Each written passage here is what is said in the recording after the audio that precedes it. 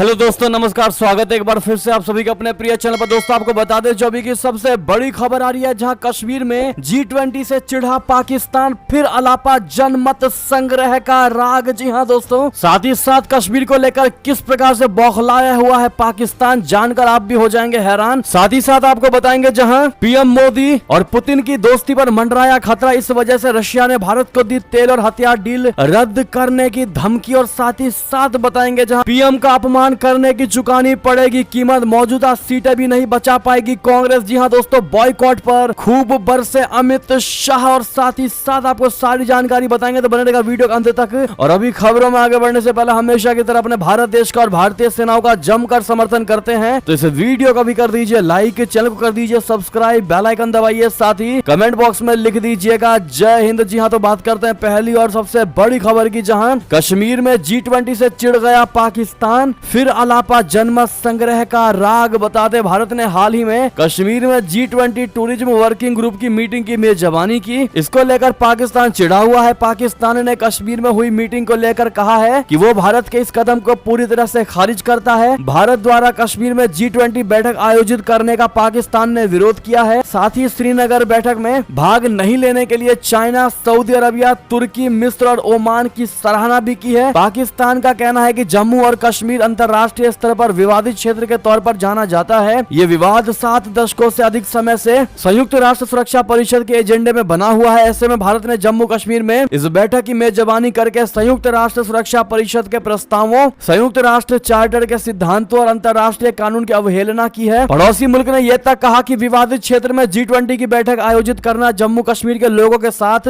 बहुत बड़ा विश्वासघात है। पिछले 7 दशकों से वे इस और अंतर्राष्ट्रीय समुदायों का ध्यान खींचने की कोशिश कर रहे हैं, ताकि इस कब्जे से लोगों की दुर्दशा पर उनका ध्यान जाए और यहाँ जो मानवाधिकारों का उल्लंघन हो रहा है वो समाप्त हो सके। लेकिन अब जो दोस्तों बड़ी खबर आ रही है वो ये है कि भारत को इसके बजाय जम्मू कश्मीर की स्थिति पर रिपोर्ट करने के लिए अंतर्राष्ट्रीय मीडिया और स्वतंत्र मानवाधिकार संगठनों की पहुंच आसान बनानी चाहिए। उसे अपने द्वारा वहां फैलाए गए दमन का अंत करना चाहिए। संयुक्त राष्ट्र जांच की स्थापना के लिए सहमत होना चाहिए और कश्मीर के लोगों के लिए अपने स्वयं के भविष्य का निर्धारण करने के लिए संयुक्त राष्ट्र की निगरानी में जनमत संग्रह आयोजित करना चाहिए। जी हाँ, पाकिस्तान अपनी ओर से संयुक्त राष्ट्र सुरक्षा परिषद के संबंधित प्रस्तावों में निहित आत्मनिर्णय के अपने अयोग्य अधिकार की प्राप्ति के लिए कश्मीरी लोगों के न्यायोचित संघर्ष को अपना नैतिक, कूटनीतिक और राजनीतिक समर्थन देना जारी रखेगा। ऐसे बयान दिए जा रहे पाकिस्तान की तरफ से। G20 की स्थापना मुख्य रूप से वैश्विक वित्तीय और आर्थिक मुद्दों को संबोधित करने के लिए की गई थी। कब्जे वाले क्षेत्र में इस बैठक को आयोजित करके भारत ने अभी तक एक और अंतर्राष्ट्रीय मंच का राजनीतिकरण किया है और अपने स्वार्थी एजेंडे को आगे बढ़ाने के लिए वर्तमान अध्यक्ष के रूप में अपनी स्थिति का फायदा उठा रहा है। ये सारे बयान दोस्तों पाकिस्तान की तरफ से दिए गए हैं और अब भारत को फिर से एक बार जनमत संग्रह कराने का धमकी दे रहा है। ऐसे में अगर आप भी मानते हैं कि भारत इन धमकियों से डरने वाला नहीं और पाकिस्तान जो चाहे वो करा ले, क्योंकि कश्मीर भारत का था, है और रहेगा। पूरी दुनिया भी अब ये बात मानती है, अब पाकिस्तान को भी ये मान लेना चाहिए। तो दोस्तों कमेंट में जनमत संग्रह का जवाब आप लोग जरूर दीजिएगा पाकिस्तान को। और साथ ही साथ आज जितना ज्यादा उसके वीडियो को शेयर कर दीजिएगा हमेशा की तरह व्हाट्सएप, फेसबुक पर, ताकि हर कोई जवाब दे सके। चलते हैं अगली खबर की तरफ, जहां ऑस्ट्रेलिया के प्रधानमंत्री की स्पीच में, यानी उनके बोलने वाले भाषण में पीएम मोदी को बॉस कहना नहीं था, लेकिन तब भी उन्होंने प्रधानमंत्री मोदी जी को द बॉस कहा। उसके पीछे सबसे बड़ा कारण हम आपको बताने वाले हैं। दरअसल जापान, पापुआ न्यू गिनी और ऑस्ट्रेलिया की यात्रा के समापन के बाद गुरुवार तड़के दिल्ली लौटे प्रधानमंत्री नरेंद्र मोदी का पालम हवाई अड्डे पर भव्य स्वागत हुआ। इसके बाद पीएम मोदी ने भाजपा कार्यकर्ताओं को संबोधित किया। विदेश मंत्री जयशंकर जी ने कहा कि पापुआ न्यू गिनी के बाद हम फिर उसके बाद ऑस्ट्रेलिया गए। ऑस्ट्रेलिया के प्रधानमंत्री ने पीएम मोदी को कहा बॉस। उसमें भी एक कहानी है, पीएम मोदी को बॉस कहना ऑस्ट्रेलियाई पीएम की स्पीच में था ही नहीं। उन्होंने बाद में मुझसे बताया कि ये उनकी भावना थी जो अंदर से निकलकर सामने आई। मुझे अंदर से आवाज आई कि मुझे अपनी भावना को प्रकट करना चाहिए। उन्होंने कहा कि जब किसी देश, और वो भी ऑस्ट्रेलिया जैसे देश के पीएम द बॉस कहें और पापुआ न्यू गिनी के प्रधानमंत्री कहें कि वे पीएम मोदी को गुरु मानते हैं, तो मैं आप सभी को समझाना चाहता हूं कि अभी जिस परिप्रेक्ष्य में दुनिया हमारे देश, हमारे भारत को देखती है, उसका सबसे बड़ा कारण है प्रधानमंत्री नरेंद्र मोदी जी का नेतृत्व। जी हाँ, न्यू इंडिया यानी हमारी नई छवि जो उभर कर सामने आई है, जो अलग अलग बैठकों में बात हो रही है, वो भारत के परिवर्तन की बात हो रही है। ऐसे में दोस्तों अगर आप भी पीएम मोदी जी का वाकई में लोहा मानते हैं तो कमेंट में लॉन्ग लिव मोदी जी जरूर कह दीजिएगा। साथ ही साथ दोस्तों आपको बता दें, ह्यूमन राइट्स वॉच एशिया ने ऑस्ट्रेलिया को चेतावनी चेतावनी दी है कि भारत के साथ वो चाइना वाली गलती ना करे, जिसके जवाब में ऑस्ट्रेलियाई उप प्रधानमंत्री ने क्या जवाब दिया आपको बताते हैं दोस्तों। दरअसल मानवाधिकार संगठन ह्यूमन राइट्स वॉच एशिया के डायरेक्टर एलेन पियर्सन ने ऑस्ट्रेलिया को चेतावनी दी है कि वो भारत के साथ चाइना वाली गलती ना करें। उनकी इस चेतावनी पर ऑस्ट्रेलिया के उप प्रधानमंत्री रिचर्ड मार्ल्स ने कहा है कि भारत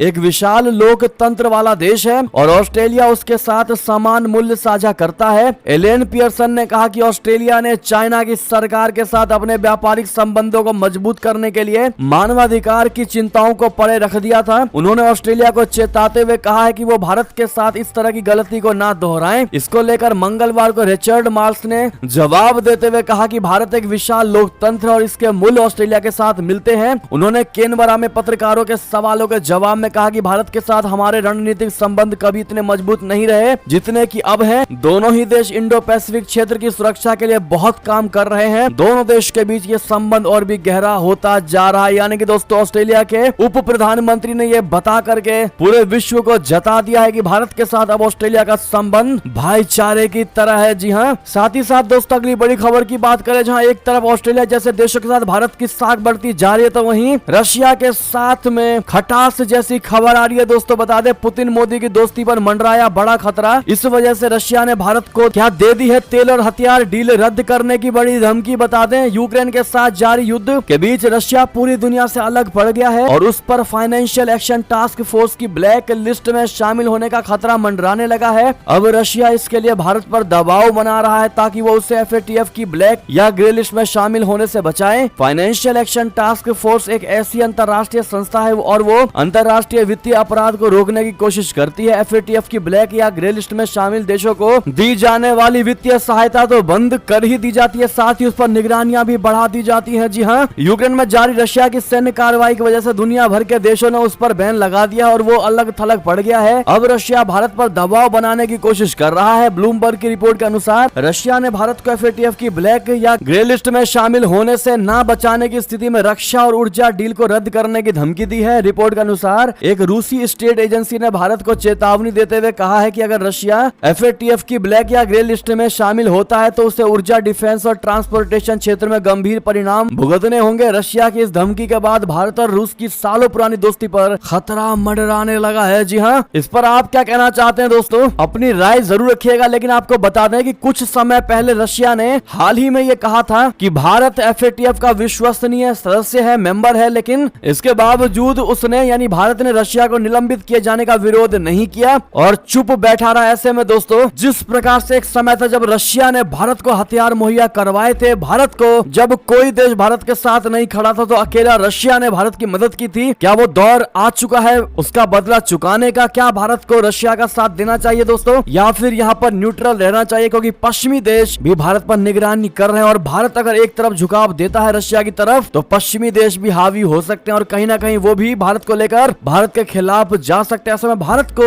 आप लोग क्या सजेशन देना चाहेंगे? कमेंट में लिखकर अवश्य बताइएगा। कल आपने बहुत अच्छा सजेशन दिया था, हम सब ने आपके कमेंट्स को पढ़ा था दोस्तों। ऐसे में बात करते हैं अगली बड़ी खबर की, जहां राजनाथ सिंह ने कहा सीमाओं पर दोहरा खतरा, इससे निपटने के लिए रक्षा प्रौद्योगिकी पर देना होगा ध्यान। जी हां, रक्षा मंत्री राजनाथ सिंह ने सीमा पर चाइना पाकिस्तान से मिल रही चुनौतियों का परोक्ष जिक्र करते हुए गुरुवार को कहा कि सीमाओं पर दोहरे खतरे के मद्देनजर भारत को रक्षा प्रौद्योगिकी में प्रगति पर ध्यान देना चाहिए। राजनाथ ने एक सम्मेलन को संबोधित करते हुए देश के लिए रक्षा प्रौद्योगिकियां विकसित करने की खातिर गहन अनुसंधान करने की आवश्यकता पर भी बल दिया ताकि विभिन्न रक्षा चुनौतियों से निपटा जा सके। उन्होंने कहा कि भारत जैसे देश के लिए यह बहुत महत्वपूर्ण है क्योंकि हम अपनी सीमाओं पर दोहरे खतरे का सामना कर रहे हैं। ऐसी स्थिति में हमारे लिए प्रौद्योगिकी के क्षेत्र में आगे बढ़ना बहुत महत्वपूर्ण है। रक्षा मंत्री ने कहा, आज हम दुनिया की सबसे बड़ी सेनाओं में शामिल है। हमारे देश की सेना की बहादुरी की दुनिया भर में चर्चा है। ऐसी स्थिति में यह अनिवार्य बन जाता है कि हमारे पास देश के हितों की रक्षा करने के लिए प्रौद्योगिकी के स्तर पर अत्याधुनिक सेना हो। रक्षा मंत्री का यह बयान पूर्वी लद्दाख में चीन के साथ सीमा पर जारी विवाद और पाकिस्तान द्वारा सीमा पार आतंकवाद को समर्थन देने की पृष्ठभूमि में आया। जी हां, ऐसे में चलते हैं दोस्तों अगली खबर की तरफ, जहां श्रीनगर में G20 प्रतिनिधियों ने गोल्फ का लुत्फ उठाया, मुगल गार्डन की सैर की। जी हां, श्रीनगर में G20 पर्यटन कार्य समूह की तीसरी बैठक में भाग लेने वाले देशी विदेशी प्रतिनिधियों ने बुधवार को गोल्फ का आनंद लिया और प्रसिद्ध पर्यटन स्थलों की शहर के अधिकारियों ने यह जानकारी दी। प्रतिनिधि जिस होटल में ठहरे हैं उसके लॉन में सुबह आयोजित एक योग सत्र में भी उन्होंने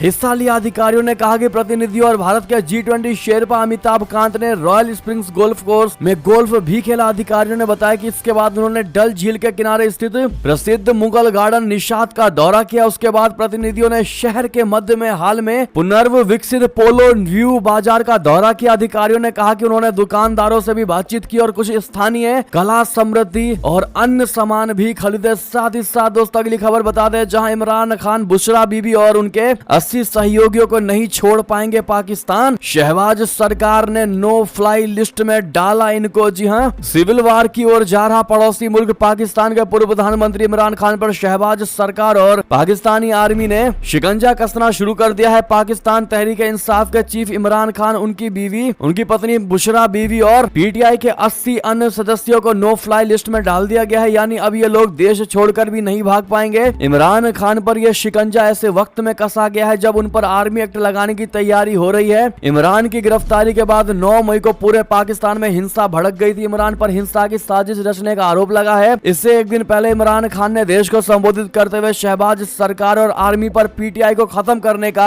आरोप लगाया था। जी हां, इमरान खान ने कहा था कि मेरी पार्टी पर बड़े पैमाने पर कार्रवाई की जा रही है। इमरान खान ने ट्वीट करके कहा कि मेरे 10,000 से ज्यादा कार्यकर्ता और नेता जेल में है और उनकी यातनाएं दी जा रही हैं। इमरान खान पाकिस्तान में भड़की हिंसा के बाद लगातार आलोचनाओं का सामना कर रहे हैं। जी हां, साथ ही साथ आपको बता दें, भारत की नई ताकत की गवाह बनेगी पीएम मोदी की अमेरिका यात्रा। चाइना के खिलाफ व्हाइट हाउस मांगे दिल्ली का साथ। जी हां, राष्ट्रपति जो बाइडेन के निमंत्रण पर प्रधानमंत्री नरेंद्र मोदी 22 जून को अमेरिका की आधिकारिक यात्रा पर जाने वाले हैं। पीएम मोदी को अमेरिका ने ऐसे वक्त में राजकीय निमंत्रण भेजा है जब पूरी दुनिया में भारत ने अपनी अलग छवि बनाई है। रूस यूक्रेन युद्ध से लेकर वैश्विक खाद्य ऊर्जा संकट, ग्लोबल वार्मिंग, वैश्विक आतंकवाद, देशों की संप्रभुता पर हो रहे हमले इत्यादि के मुद्दे पर भारत के रुख ने पूरी दुनिया में उसे वर्ल्ड लीडर की पहचान दिला दी है। ऐसे में जो बाइडेन द्वारा पीएम मोदी को व्हाइट हाउस में आमंत्रित किया जाना कोई सामान्य घटना नहीं है, बल्कि ये उभरते भारत की ताकत को दुनिया को एहसास कराने वाले पल हैं। तो वहीं पाकिस्तान और चाइना जैसे दुश्मनों के लिए चिंता का विषय भी है। अमेरिका जानता है कि इस वक्त भारत दुनिया का सबसे बड़ा लोकतंत्र होने के साथ साथ सबसे बड़ा बाजार और सबसे भरोसेमंद देश है, जिस पर दुनिया के अधिकांश देश आंख बंद करके भरोसा करते हैं। भारत के पास पीएम मोदी जैसा करिश्माई नेतृत्व है। इस नेतृत्व ने पूरी दुनिया में हिंदुस्तान की नई ताकत का डंका बजा दिया है और एक नए हिंदुस्तान को लाकर खड़ा कर दिया है। आज हर कोई देश भारत से दोस्ती को आतुर है, फिर चाहे वो अमेरिका हो, फ्रांस हो, जर्मनी हो, ब्रिटेन हो या ऑस्ट्रेलिया या जापान हो, सभी देश भारत के साथ गहरे संबंध रखना चाहते हैं। ऐसे में दोस्तों प्रधानमंत्री नरेंद्र मोदी जी को आप लोग अभी से ही एडवांस में हैप्पी जर्नी जरूर कहिएगा और उनके ये यात्रा शुभ हो सके। ऐसे में चलते अगली खबर की तरफ, जहाँ मंजूरी दो या 18 अरब डॉलर का जुर्माना भरने में मदद करो। जी हाँ, कंगाल पाकिस्तान की अमेरिका से ये गुहार। जी हाँ, पाकिस्तान ने ईरान के साथ गैस पाइपलाइन समझौता कर बड़ी मुसीबत मोल ले ली है। समझौते के अनुसार पाकिस्तान को हर हाल में मार्च 2024 तक ईरान से गैस पाइपलाइन परियोजना को पूरा करना है। अगर पाकिस्तान इस परियोजना को पूरा करने में विफल रहता है तो उसे ईरान को 18 अरब डॉलर का भारी भरकम जुर्माना भरना होगा। तो वहीं अगर पाकिस्तान गैस पाइपलाइन को बनाता है तो उससे अमेरिकी प्रतिबंधों का सामना करना पड़ेगा। अमेरिका ने पहले ही चेतावनी दी है कि जो देश ईरान से व्यापार करेगा उस पर प्रतिबंध लगाया जाएगा। ऐसे में पाकिस्तान ने अमेरिका से पाइपलाइन को बनाने की मंजूरी मांगी है। पाकिस्तान ने कहा है कि अमेरिका या तो मंजूरी दे या फिर ईरान को 18 अरब डॉलर का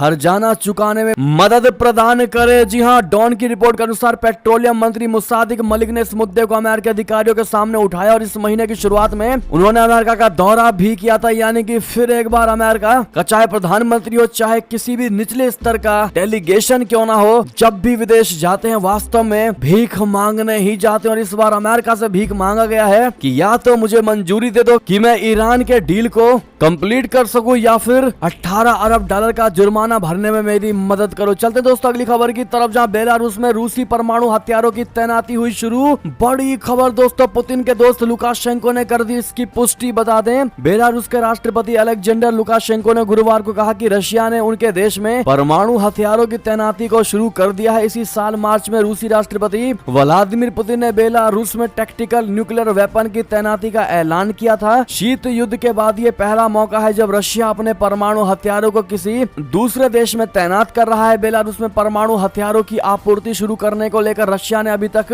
कोई बयान नहीं दिया है। बेलारूस में परमाणु हथियारों की तैनाती को यूक्रेन युद्ध से जोड़कर देखा जा रहा है। जी हाँ, साथ ही साथ एक और बड़ी खबर आपको बताते हैं, जहां पर यूक्रेन की गुहार पीएम मोदी जी से, कृपया युद्ध खत्म करवाएं भारत सरकार। पीएम मोदी से वोलोडिमिर जेलेंस्की ने की बड़ी अपील। रशिया के आक्रामक रवैये का सामना कर रहे यूक्रेन को भारत से ही मदद की आस है। खबर यह है कि G7 शिखर सम्मेलन में यूक्रेन के राष्ट्रपति व्लादिमीर जेलेंस्की ने प्रधानमंत्री नरेंद्र मोदी से युद्ध खत्म करने में मदद करने की अपील की है। 21 मई को दोनों नेताओं के बीच पीएम मोदी और राष्ट्रपति जेलेंस्की की मुलाकात जापान के हिरोशिमा में हुई थी। खबर यह है कि राष्ट्रपति जेलेंस्की ने पीएम मोदी के सामने कोई भी मांग नहीं रखी और सिर्फ शांति स्थापित रखने में समर्थन की अपील की है। उन्होंने भारतीय प्रधानमंत्री के सामने पीस प्लान भी पेश किया है। जेलेंस्की को लगता है कि दुनिया के कई देश सबसे बड़े लोकतंत्र की ओर उम्मीद से देख रहे हैं। हालांकि भारत सरकार ने अभी से लेकर आधिकारिक तौर पर कुछ नहीं कहा है। फिलहाल यूक्रेन की तरफ से दिए गए प्रस्ताव पर विचार जारी है। जी हाँ, ऐसे में अगर भारत यूक्रेन की मदद करता है तो रशिया और भी ज्यादा नाराज हो जाएगा, क्योंकि पहले से ही रशिया नाराज चल रहा है कि भारत उसकी मदद करे। लेकिन अगर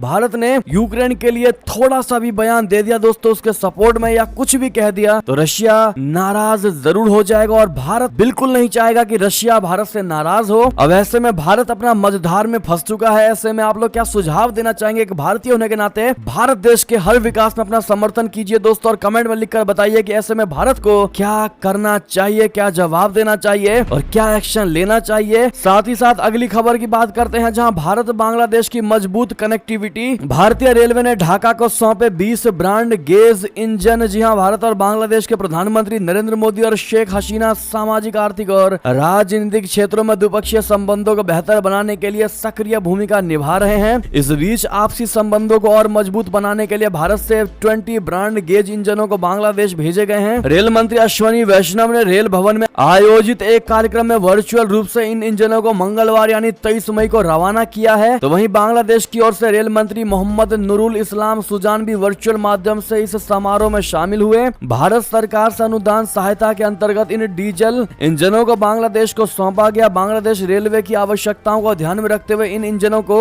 उपयुक्त रूप से संशोधित किया गया है। साथ ही साथ दोस्तों अगली खबर बता दें, जहां भारतीय नौसेना ने रच दिया इतिहास। INS विक्रांत पर रात में MiG-29 की करवा डाली बड़ी लैंडिंग। जी हां, भारतीय नौसेना ने एक और ऐतिहासिक उपलब्धि हासिल कर ली है। जी हां, भारतीय नौसेना ने स्वदेशी एयरक्राफ्ट कैरियर INS विक्रांत पर रात के अंधेरे में MiG-29K को उतारकर इतिहास रच दिया है। जी हां, जो आज तक कोई नहीं कर पाया वो भारत ने करके दिखा दिया। नौसेना ने एक बयान जारी करके बताया है कि यह नौसेना की आत्मनिर्भरता के प्रति उत्साह का संकेत है। भारतीय नौसेना ने इस उपलब्धि को प्रधानमंत्री नरेंद्र मोदी के आत्मनिर्भर भारत की दिशा में एक और कदम के रूप में मार्क कर दिया, निशानबद्ध कर दिया। भारतीय नौसेना ने पहली रात लैंडिंग का वीडियो ट्विटर पर भी शेयर किया है। जी हां, MiG-29K की लैंडिंग को लेकर रक्षा मंत्री राजनाथ सिंह ने भी कहा कि INS विक्रांत पर MiG-29K की रात में पहली लैंडिंग के परीक्षण को सफलता पूर्वक पूरा करने के लिए भारतीय नौसेना को बधाई देता हूं। ये उल्लेखनीय उपलब्धि विक्रांत चालक दल और नौसेना के पायलटों के कौशल, दृढ़ता और व्यावसायिकता का प्रमाण है। ऐसे में दोस्तों आप लोग भी भारतीय नौसेना को इसके लिए कांग्रेचुलेशन यानी बहुत बहुत बधाई जरूर कहिएगा। चलते हैं अगली खबर की तरफ, जहां बाज नहीं आ रहा चाइना। दोस्त पाकिस्तान के बाद अब रशिया की भी पीठ में घोंपा छुरा। जी हां, चीन और रशिया के बीच काफी गहरी दोस्ती है। कुछ महीने पहले ही चीनी राष्ट्रपति शी जिनपिंग ने रशिया की 3 दिवसीय यात्रा की थी, जिसमें दोनों देशों के राष्ट्रपति ने एक दूसरे की खुलकर तारीफ की। काफी करीब होने के बाद भी चाइना अपने दोस्त रशिया की पीठ पर छुरा घोंपने से पीछे नहीं हट रहा। दरअसल पिछले दिनों टॉप रूसी साइंस इंस्टीट्यूट के डायरेक्टर और 2 अन्य एक्सपर्ट को हाइपरसोनिक मिसाइल के सीक्रेट्स को चाइना के साथ शेयर करने के आरोप में गिरफ्तार किया गया है। मालूम हो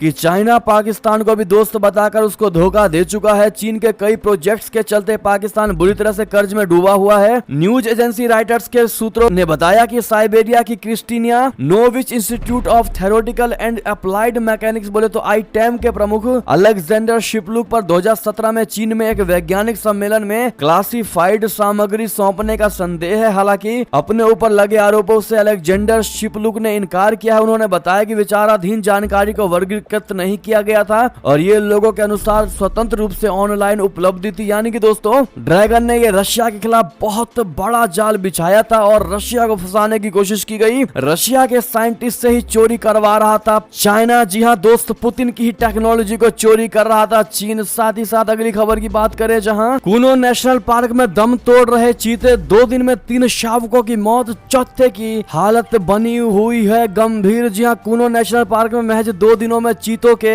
3 शावकों की मौत हो गई है, वहीं चौथे शावक की भी हालत गंभीर बनी हुई है। गुरुवार को कूनो नेशनल पार्क द्वारा जानकारी साझा की गई कि मादा चीता ज्वाला ने जिन 4 शावकों को जन्म दिया उनमें से 2 और शावकों की मौत हो गई है, तो वहीं एक की हालत गंभीर बनी हुई है। यहाँ बता दें कि 23 मई यानी मंगलवार को पहले शावक की मौत हो चुकी थी। यानी इस तरह से ज्वाला द्वारा जन्मे 4 में से 3 शावकों की 2 दिन में मौत हो चुकी है। मध्य प्रदेश के प्रधान मुख्य वन संरक्षण की ओर से साझा की गई जानकारी के मुताबिक 23 मई की सुबह एक शावक की मौत हो गई थी, जिसके बाद ज्वाला और उसके बच्चे जो बचे हुए 3 शावक हैं उसके लगातार मॉनिटरिंग की जा रही है। जी हाँ, बात करें अगली बड़ी खबर की, जहां प्रधानमंत्री मोदी का अपमान करने की चुकानी पड़ेगी बड़ी कीमत, मौजूदा सीटें भी नहीं बचा पाएगी कांग्रेस। जी हाँ, बॉयकॉट पर खूब बरसे अमित शाह। बता दें केंद्रीय गृह मंत्री अमित शाह ने गुरुवार को कहा कि कांग्रेस और अन्य विपक्षी दल जो 28 मई को नए संसद भवन के उद्घाटन समारोह का बहिष्कार करने की योजना बना रहे हैं, उन्हें 2024 के आम चुनाव में प्रधानमंत्री और जनादेश का अपमान करने की कीमत चुकानी होगी। अगले साल होने वाले लोकसभा चुनावों के बाद नरेंद्र मोदी के लगातार तीसरी बार प्रधानमंत्री बनने का जिक्र करते हुए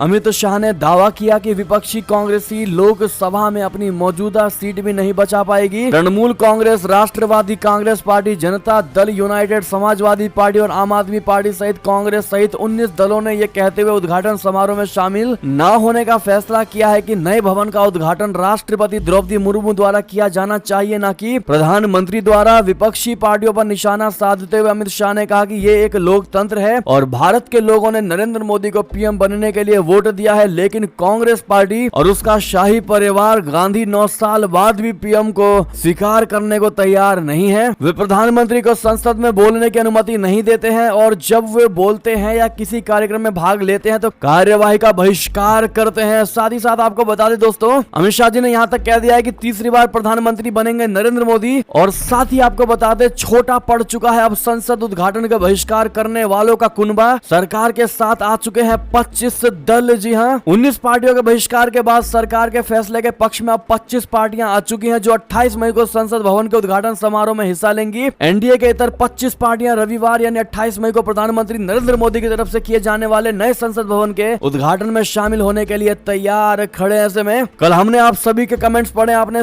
कहा था कि पीएम मोदी को ही नए संसद का उद्घाटन करना चाहिए। जो आज नए से कमेंट करना चाहेंगे वो कमेंट में इस सवाल का जवाब जरूर दीजिएगा कि किसको करना चाहिए नए संसद का उद्घाटन। देखते हैं क्या कहती है भारत की जनता आज। साथ ही साथ अंतिम बड़ी खबर की बात करें, जहां बड़ी खुशखबरी की खबर उत्तर प्रदेश लोगों के लिए, जहां यूपीपीसीएल के प्रस्ताव को योगी सरकार ने कर दिया खारिज। बिजली दरें बढ़ाने पर लगा दी योगी सरकार ने रोक। बड़ी अच्छी खबर, यूपीपीसीएल प्रदेश पावर कॉर्पोरेशन के प्रस्ताव को योगी सरकार ने खारिज कर दिया है, जिसमें बिजली का दाम बढ़ाने का रिक्वेस्ट किया गया था सरकार से। और ऐसे में योगी जी ने क्लियर कह दिया है इस डील को कैंसिल करते हुए कि कोई दाम नहीं बढ़ेगा। ऐसे में योगी जी को लेकर 2 बातें जरूर कहिएगा दोस्तों। साथ ही साथ आप लोग कहां से इस वीडियो को देख रहे हैं कमेंट में लिखकर जरूर बताइएगा। और ये थी अभी की सारी बड़ी खबरें। आपको हमारी खबर कैसी लगी, आशा करता हूँ बहुत अच्छी लगी होगी। थोड़ी भी अच्छी लगी है तो इस वीडियो को भाई बंधुओं में, दोस्तों में शेयर जरूर कर दीजिएगा और वीडियो को लाइक करके चैनल को सब्सक्राइब करके बेल आइकन दबा के कमेंट में जय हिंद जय भारत जरूर लिख दीजिएगा। और यहाँ तक बने रहने के लिए आप सभी का बहुत बहुत धन्यवाद।